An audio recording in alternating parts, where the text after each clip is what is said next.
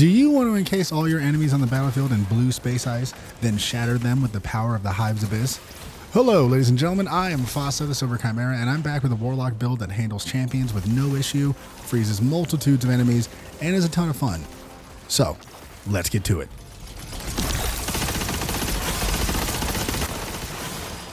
First things first, we're using the exotic auto rifle, Necrochasm. You can get this weapon from the Crota's End raid. You can either get lucky, or you can grind the hell out of it for those little green soul ball things.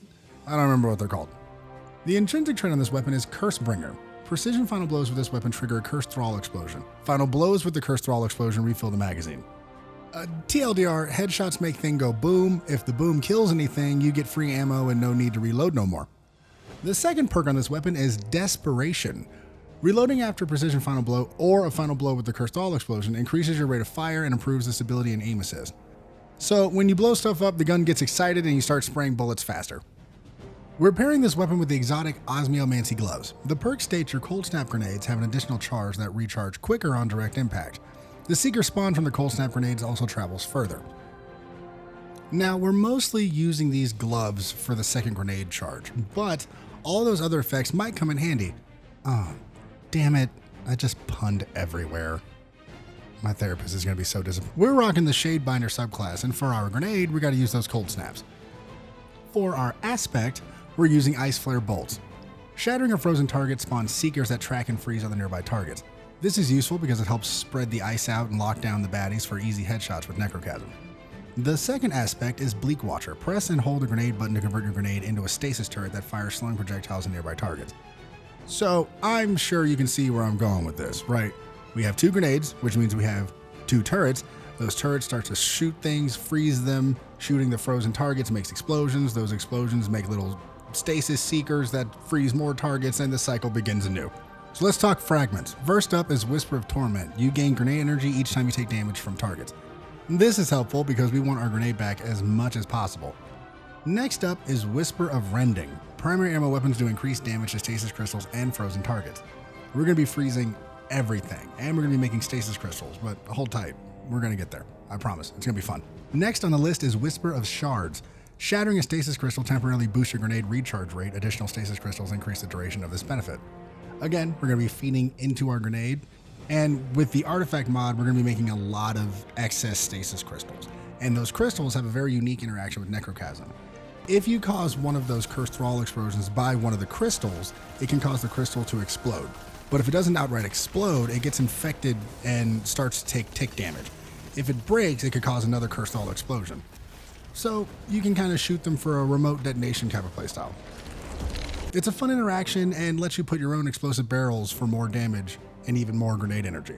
The final fragment is Whisper of Fissures. Increase the damage and size and burst of stasis when you destroy a stasis crystal or defeat a frozen target. This is like a cherry on top because it adds more damage, and we're going to be using this fragment all the time. But, you know, I'm a greedy bitch. I'm not satisfied with just one cherry, so let's dump even more of them on this thing. Going to the artifact mod, the two most important mods that we need for this build are Pillar of Ice. Defeating an encased combatant spawns stasis crystals. So I hope the picture I'm trying to paint is starting to come into focus. Your turrets freeze things, and when you kill them, there's an explosion. Seekers that freeze more things. Stasis crystals pop up. You can break those for damage and grenade energy. It's pretty sweet. But one more thing. Hail the Storm. Shattering encased targets and stasis crystals deals increased damage, and shattering a stasis crystal releases shards of ice that damage and slow targets. So now we have a minefield of seekers, infected ice that explodes. The ice explodes with increased damage. The turrets are slowing things, freezing off the stragglers. Oh, it's a beautiful thing if I do say so myself. For armor mods, on the head you want a kinetic siphon for orb generation. Under gloves you want grenade kickstart. On the chest you want charged up. I run 2, but that's a personal choice if you need room for more stats or reserves or whatever. You know, it's up to you, that's fine. On the legs you want stacks on stacks, innervation for more grenade energy, and on the bond you want Reaper, Bomber. The stats you want to focus on are Discipline, Resilience for sure. I just kind of want to lay out the basics for the build and leave room for you lovely people out there to kind of do what fits for you. That's kind of the fun thing about Destiny, right? As I play with this build, I've had a lot of fun. You get your grenade back constantly, and you easily have 2 turrets up all the time, sometimes even 3. Necrochasm is anti-overload this season, which is really nice. You slow and freeze targets. That also stops overloads and unstoppables. They don't really stand a chance. It feels effective and fun, which is my favorite kind of build. I'm not a Warlock main, so I don't know the best stats or the best things to do. So I'm curious to see what this build could really do with some truly endgame stats and someone who knows what they're doing. So any of you dress-wearing smarty pants out there, try this build out. Talk to me in the comments below. Now, the final thing I want to cover is the most critical part of any build, the fashion.